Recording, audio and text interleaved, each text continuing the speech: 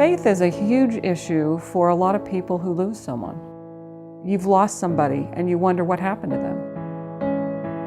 It was mostly just the feeling here, and it felt so peaceful.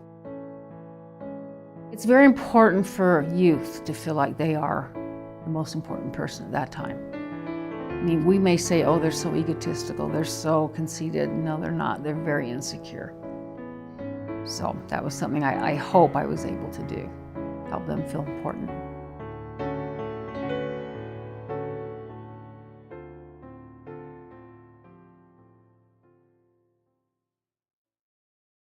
We started the Bradley Center because after losing my husband in a plane crash in 1996, I was able to meet with a group of women who lost their husbands in the same accident. And it was a wonderful support system. It was informal, but we knew that we understood each other probably better than anybody else could understand us at that point in time. And I also wanted to incorporate faith into the process of going through grieving. I guess actually I did have the major question of why did this happen? Because I hear stories literally every day of cancer survivors or amazing recoveries, miracle recoveries, and I wonder a lot, why didn't my brother have that? He was one of the nicest people on earth. He didn't deserve it. I don't think our family deserved it. My mom's favorite song was Mississippi Girl because she was from Mississippi. My dad, he would always goof off and stuff, and he would make everybody laugh even when he wasn't trying to be funny, and usually when he was trying to be funny, that's when it wasn't that funny, but when he wasn't trying to be funny, that's when it was really funny. I miss my dad's smile. He really was super nice, and I try to be like him, and I can't really get that angry that much, but I was really happy when he was around. Children are very different in the grieving process than adults. They have the ability to work out how they feel through play. And when you have a child who is dealing with a really heavy issue like the loss of a parent in particular, they can only deal with that for so long. And then they have to go get some relief, and so they want to play. They want to feel normal. Kids that are a little older obviously have a better ability to express themselves, but still a little uncomfortable with trying to tell other people how they feel.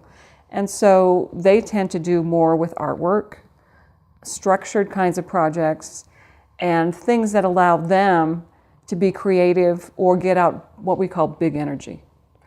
They find that when they have somebody that relates to them and that they have had the same kinds of experiences, there's quite an immediate bonding that occurs between them because they feel like maybe for the first time they found somebody who's going what they're going through.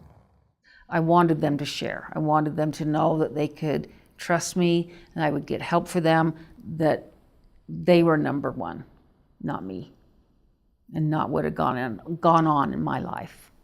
It was just them at that moment. I feel honored to be able to work with these families, and I feel really, really humbled to be able to work with these families.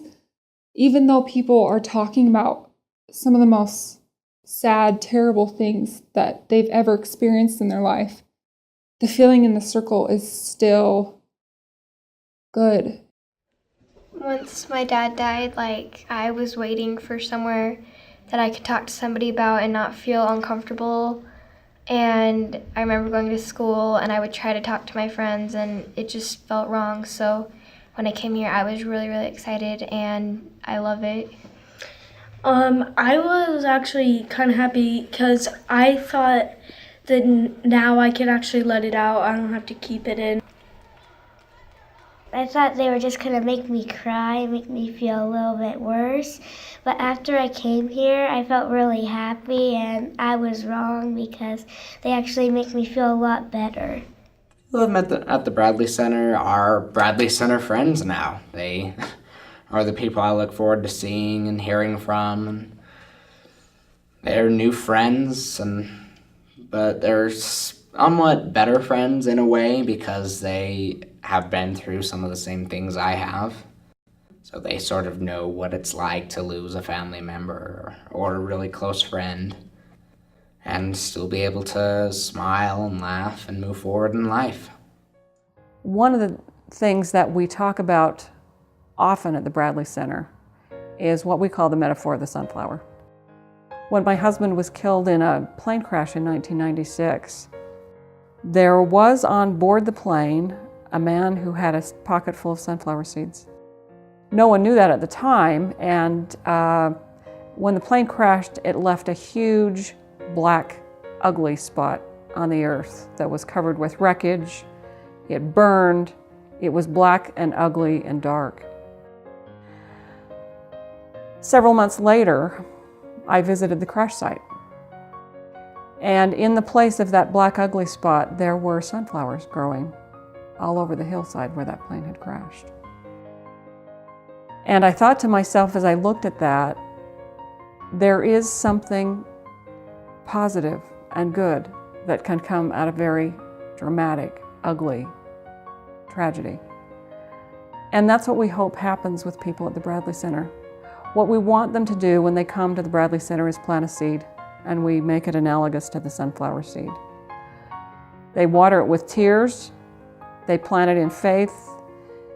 As they come to the center, they fertilize it by listening to the stories other people have, and we hope by the time they leave, they find something that can be good. To me, I just feel the spirit. I feel it. I feel it so strong. It's one of the strongest places I'm able to feel the spirit ever, is in that circle. To me, it's a sacred place. It's a peaceful place, it's a sacred place, it's a safe place, it's a fun place. It's a lot of different words, but Haven really describes it the best. One word, hope. It'd be a hyphenated word. Divinely inspired. I say that sincerely. Divinely inspired. Relief. Because I can just say it, let it all go. I can't describe it in one word. Me either. It's just too amazing and awesome and really good to me and my family. It's probably one of the best places that I've been because everybody you can trust. We are about healing and about hope and the opportunity to use something tragic and turn it into a triumph. And that's really ultimately the message of the Bradley Center.